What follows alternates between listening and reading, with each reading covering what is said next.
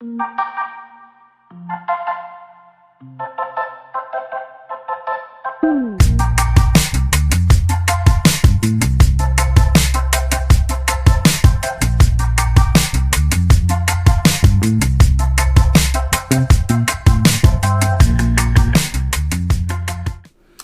tal, hermanos? Bienvenidos nuevamente. Nos agrada poder compartir con ustedes este bonito mensaje de la palabra de Dios. Les invito a que oren conmigo. Señor Jesús, Padre Celestial, gracias por tu palabra, Señor, por lo que vamos a aprender hoy, este mensaje que tú nos tienes. Pedimos como siempre, el Espíritu Santo me guíe, me dé las palabras, me dé sabiduría, expresión de poder decir el mensaje, Señor, y que mis hermanos puedan aceptarlo, puedan recibirlo con sus mentes, con sus corazones, Señor, abiertos, las maravillas y grandezas que tú tienes, Señor, para todos nosotros en este día. Gracias, Señor, por tu palabra, en el nombre de Jesús. Amén. ¿Cómo están, hermanos? Pues este día vamos a hablar acerca de un personaje que, como también como nosotros, era un personaje que vivía el mundo, que vivía de acuerdo a lo que había conocido, lo que conocía. No había tenido un encuentro con el Salvador, con Cristo Jesús, con nuestro Dios. Y eso me recuerda a mí, y tal vez nos va a recordar a todos nosotros, cuando nosotros también vivíamos nuestra vida a la manera como creíamos que era lo mejor. Pero, ¿qué diferencia hace cuando Dios entra a nuestra vida? Como dice en Apocalipsis 3:20, he aquí yo estoy a la puerta y llamo. Y el que oye mi voz y abre la puerta, cenaré con él y él conmigo. Y así es, Dios está continuamente tocando a la puerta de nuestro corazón, especialmente cuando nosotros no nos hemos convertido a Él. Cuando nosotros estamos viviendo nuestra vida, nuestra propia vida, como nosotros creemos que es lo mejor. Pero hace una gran diferencia. Y vamos a verlo aquí, porque al final del mensaje, al final de la lectura, vamos a ver lo que sucede a esta persona. Y vamos a ir a Juan capítulo 4 y vamos a empezar en el versículo número 3. ¿Okay?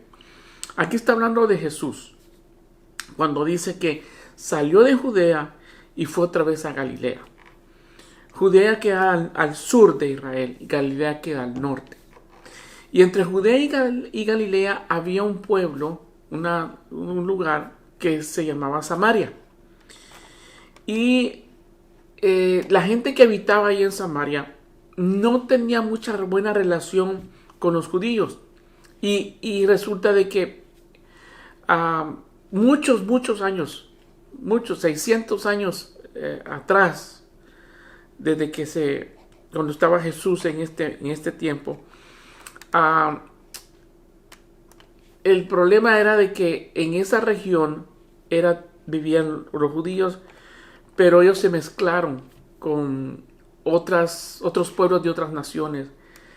Y los judíos 100% por decirlo así, sangre pura, no se quisieron tener relaciones, o sea, de cultura, de raza con los samaritanos, por esa razón, porque ellos se habían unido y habían aceptado la cultura de otros pueblos paganos, y muchos de ellos pues no eran 100% puros judíos, y por eso también no había esa enemistad entre ellos.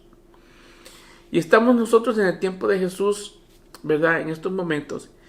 Y seguimos leyendo el versículo 4, donde dice, y le era necesario pasar por Samaria. Le era necesario. Generalmente, debido a este problema que había, la mayoría de los judíos que tenían que ir de Judea a Galilea, no pasaban por Samaria porque trataban siempre de evitar, por lo mismo que ya les expliqué. Y lo que hacían es que le daban la vuelta. Generalmente el viaje de Judea a Galilea tomaba 3 días. Pero por ir a dar la vuelta, eso les tomaba 3 días más, o sea, se tardaban 6 días. Pero no importaba, con tal de que ellos no pasaran por Samaria. Porque tanto los unos como los otros no se querían, había enemistad, no se hablaban. Y por esa razón, pues ellos trataban de evitar, los judíos, tanto judíos como samaritanos. Pero es bien importante aquí el poder ver, y quisiera que subrayaran ese versículo, y le era necesario pasar por Samaria. ¿Por qué le era necesario a Jesús? Tal vez no tanto los discípulos, pero Jesús sabía que algo iba a pasar en Samaria. Y por eso el que se enfocó en tener que pasar por ahí. Y vamos a ir viendo a medida que vamos leyendo, Dios nos va a ir revelando el porqué. Seguimos entonces en el versículo 5 y dice: vino pues a una ciudad de Samaria llamada Sicar, junto a la heredad que Jacob dio a su hijo José. Y estaba allí el pozo de Jacob. Y entonces Jesús, cansado del camino, se sentó así junto al pozo, y era como la hora sexta. Recuérdense, las cosas para Dios no son casualidad. No es casualidad el día en que Él llegó a su corazón, hermanos, si usted ya lo conoce. Y no es casualidad, y nunca será casualidad, el día en que usted, que tal vez no ha experimentado ese encuentro personal con Jesús, usted lo va a saber, y no es casualidad. Las cosas de Dios pasan porque así Él lo desea.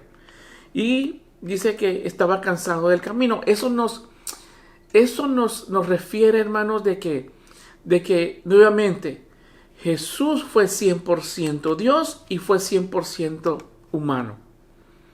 Él nunca dejó de ser Dios. Se despojó de su gloria, se despojó de sus poderes, se despojó y estuvo dependiendo totalmente del Padre y del Espíritu Santo. Pero Él nunca dejó de ser Dios. Su sangre fue divina, su sangre fue pura, y por eso es que nosotros podemos clamar la sangre de Jesucristo, porque somos salvos por lo que Él hizo, el sacrificio que Él hizo en la cruz. El derramar su sangre por nosotros. Una sangre no contaminada por seres humanos, no una sangre contaminada por nada. Esa sangre era pura, santa, sin mancha, sin nada. Y por eso es que Él la pudo ofrecer para el perdón de los pecados del mundo. Entonces estaba cansado, y dice aquí que era como la hora sexta. Para los judíos la hora sexta era como el mediodía, hermano. Y déjenme explicarles otra cosa también. ¿Por qué esta mujer samaritana fue al mediodía, a la hora más caliente, a la hora más de mucho más calor?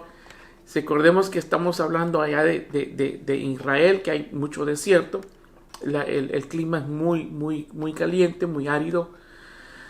¿Por qué tuvo que ella ir al mediodía? Déjenme explicarle por qué.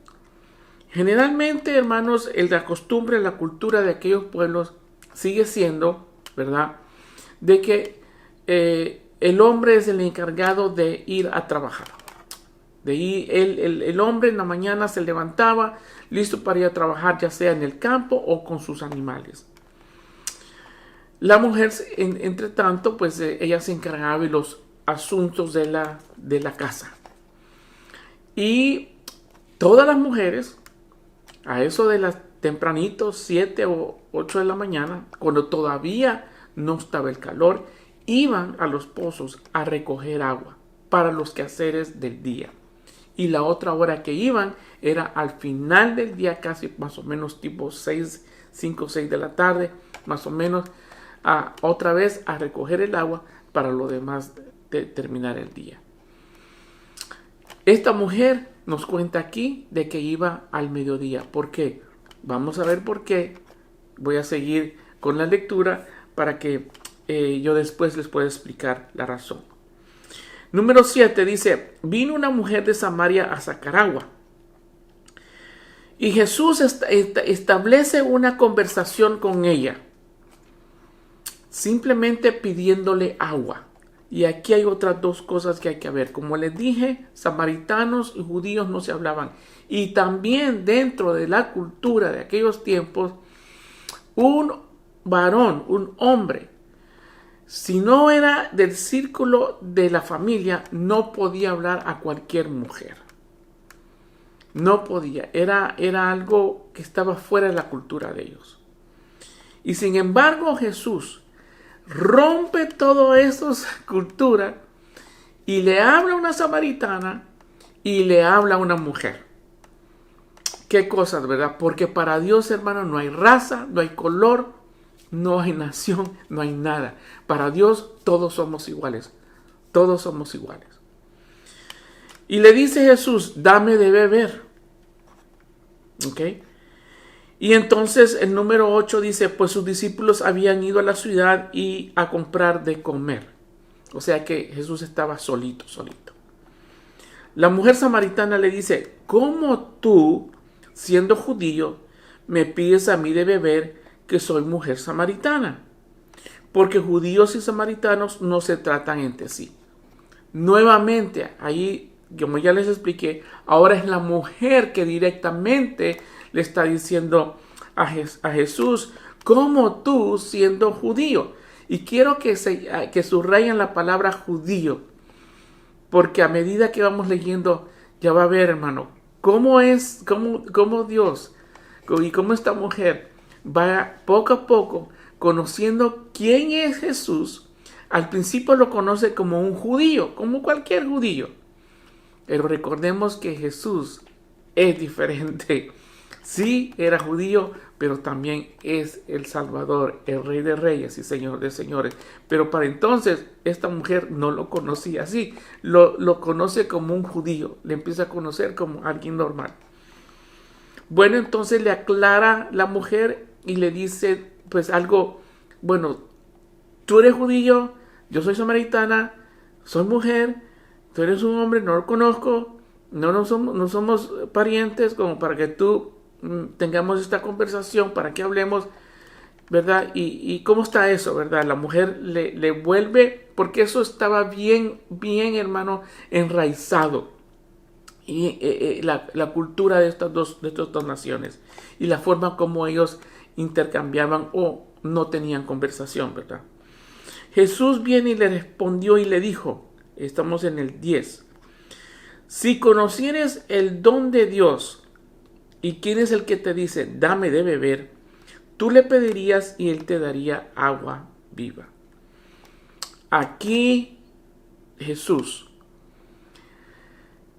empieza la conversación, pero ligeramente, ahí nomás, sin perder mucho tiempo, le empieza a hablar de Dios. Y no solamente de eso, sino que empieza a revelarle cosas espirituales. Ya Jesús ya no está hablando del agua del pozo. Está hablando de algo espiritual. De esa agua que todos estamos sedientos y que a veces no conocemos. Ahora yo conozco, y muchos de ustedes tal vez ya conocen, pero cuando yo estaba fuera de todo esto, yo no conocía a Dios, yo lo conocía, sí, pero yo le conocía, pero la verdad es que no le conocía. Me enseñaron, pues, mis padres, me enseñaron a su manera, ¿verdad? Pero no era como ahora yo lo conozco, de una manera íntima, personal. Y viene Jesús y le dice, si conocieras el don de Dios, si conocieras la gracia de Dios, la gracia es un don, es algo que es un regalo que Dios nos lo da sin que merezcamos, sin que merezcamos. ¿Y quién es el que te dice? Yo no soy, como diciendo Jesús, yo no soy un cualquier judío, yo soy alguien más. Y dice, y dame de beber, dice, tú le pedirías y él te daría agua viva. La mujer todavía no entiende muy bien. Y para ella está hablando de cosas naturales, no espirituales todavía.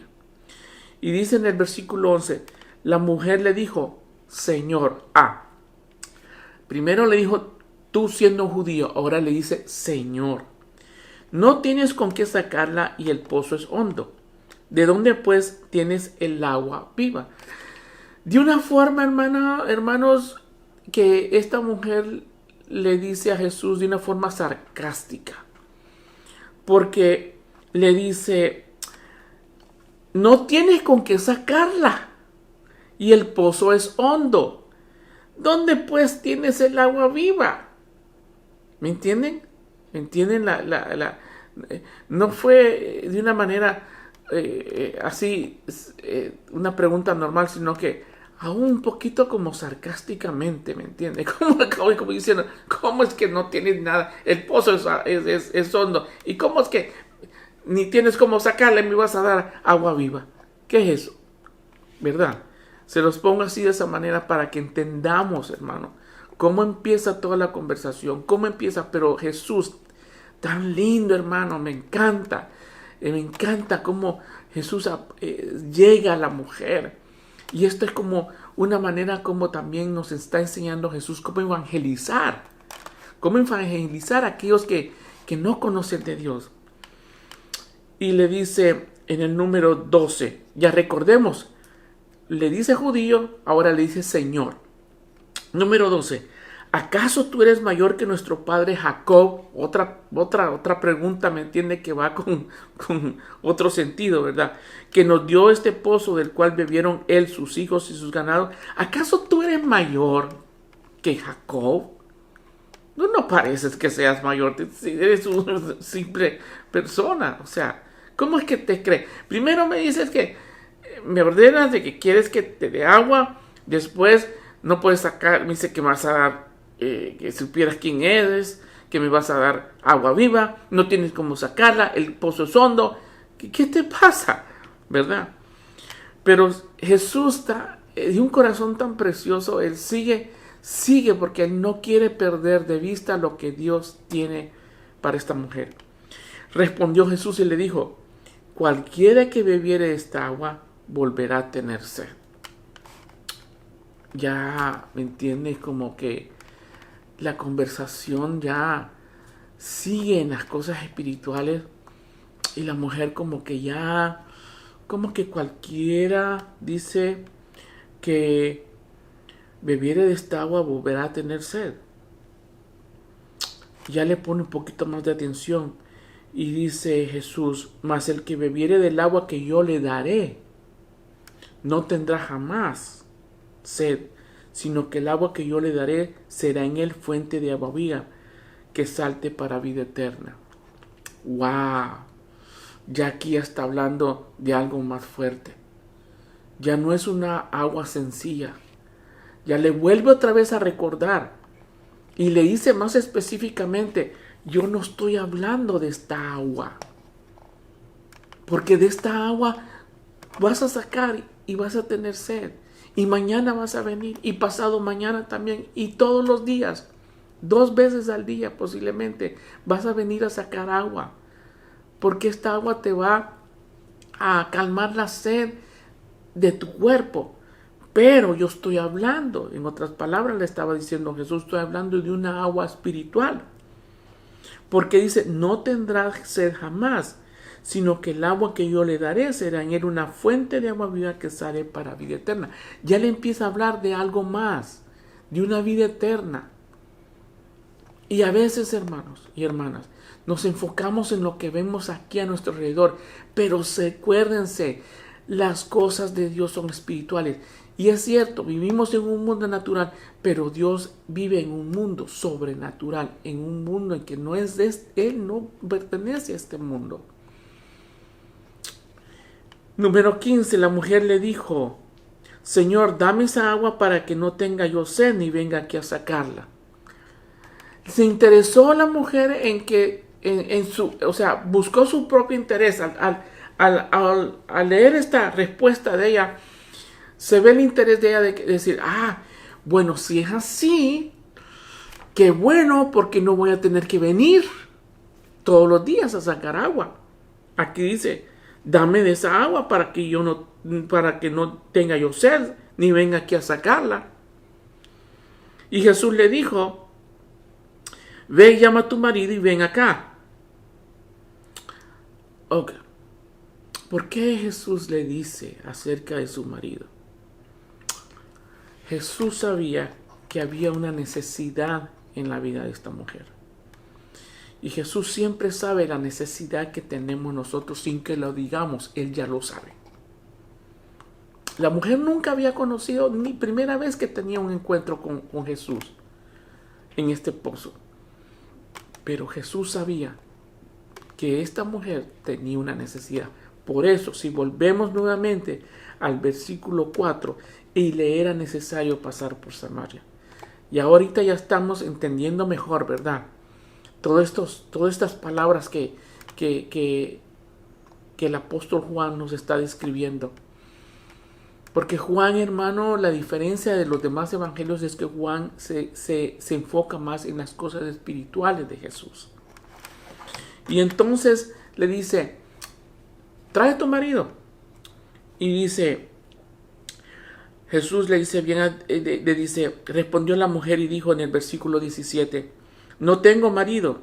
Y Jesús le dijo, bien has dicho, no tengo marido. Porque 5 maridos has tenido y el que ahora tienes no es tu marido. Esto has dicho con verdad. Jesús conoce nuestra vida, hermano, y es por demás, no podemos engañarles. La palabra de Dios dice, Dios no puede ser burlado, todo lo que el hombre sembrar, eso va a cosechar. Y a veces, hermanos, por nuestra ignorancia, por no conocer verdaderamente al Dios verdadero, de la manera como debemos correctamente conocerlo, es que a veces nuestra vida la vivimos a nuestra manera y cometemos muchos errores. Y aunque creemos que hemos llenado nuestra vida, en este caso, esta mujer que se casó la primera vez deseando que el marido le diera todo su felicidad, que le satisfaciera todo, que le satisfaciera todas sus necesidades, y se da cuenta que no fue así, se divorcia el segundo, el tercero, el cuarto, el quinto, y ahora era el sexto, queriendo buscar algo en la vida, esos vacíos que todos tenemos, porque siempre vamos a tener vacíos en la vida. Mientras no esté Jesucristo viviendo en nuestra vida, vamos a tener necesidad, vamos a tener sed, vamos a tener hambre espiritual. Dios, es cierto que aquí la mujer se estaba refiriendo a lo físico, pero Dios, hermano, siempre se va a enfocar en lo espiritual, porque es lo que más vale la pena. Y entonces le dice en el versículo 19, le dijo la mujer, Señor, me parece que tú eres profeta. Recuérdense, primero le dijo que era judío, después le dijo que era Señor. Ahora le dice, me parece que eres profeta. Como que esta mujer conocía un poquito de la religión, porque ya tenía conocimiento de lo que es un profeta. El profeta, hermano, es el que predice el futuro, el que da una palabra de que algo va a venir en el futuro. Y eso ella lo debe haber escuchado o ha de haber ya conocido, por lo menos, los primeros 5 libros de la Biblia, que para todo judío y para toda gente en aquel tiempo era algo importante. O sea, que eso lo conocían muy bien. Nuestros padres adoraron en este monte y vosotros decís que en Jerusalén es el lugar donde se debe de orar. Le cambia completamente la conversación. Están hablando de su vida y después viene ella y le dice, nuestros padres adoraron en este monte y vosotros decís que en Jerusalén es el lugar donde debe de adorarse. Jesús le dice, mujer, créeme que la hora viene cuando ni en este monte ni en Jerusalén adoraréis al Padre. Vosotros adoráis lo que no sabéis, nosotros adoramos lo que sabemos, porque la salvación viene de los judíos. Ya unamente le está hablando Jesús de la salvación. Mas la hora viene y ahora es cuando los verdaderos adoradores adorarán al Padre en espíritu y en verdad, porque también el Padre tales adoradores buscan que le adoren. Dios es espíritu y los que le adoran en espíritu y en verdad es necesario que le adoren. Ya Jesús estaba revelando cosas más íntimas, más necesarias, hermano. Que es cierto, es que le podemos adorar, pero no hay manera. Dios quiere que le adoren en espíritu y en verdad. Y la manera como yo puedo empezar a adorarle como a Él quiere que le adoremos es naciendo de nuevo. Mi espíritu, cuando yo no conozco a Dios, mi espíritu necesita ser dado de vida, nacer de nuevo. Y ese es el otro paso, uno de los primeros pasos importantes para que yo me acerque a Dios, es nacer de nuevo, nacer en espíritu. Y cuando yo le alabo y le adoro, es porque es mi espíritu que durante todo este tiempo que no ha tenido un encuentro con Dios, está como adormecido. ¿Por qué? Porque es mi carne, es mis deseos los que han controlado, y el espíritu está muerto. ¿Debido a qué? Debido al pecado. Y dice la mujer: yo sé que ha de venir el Mesías. Judío, Señor, profeta. Ahora dice el Mesías, llamado Cristo. Cuando Él venga nos declarará todas estas cosas. Jesús le dice: yo soy el que habla contigo. Yo soy ese Cristo. Yo soy ese Salvador. Y en eso vinieron sus discípulos y le maravillaron de que hablara con una mujer. Sin embargo, ninguno dijo: ¿qué preguntas o qué hablas con ella? Entonces la mujer dejó su cántaro y se fue a la ciudad y dijo a los hombres: venid, ved a un hombre que me ha dicho cuanto he hecho. ¿No será él el Cristo? A medida que iba pasando, la mujer iba recibiendo más revelación y revelación. Y así es, hermanos, mientras nosotros conozcamos más de Dios, más de su palabra, pasemos más tiempo con Él en oración, hablando, conversando con Él, teniendo esa relación con Él, Él nos va a ir revelando más cosas.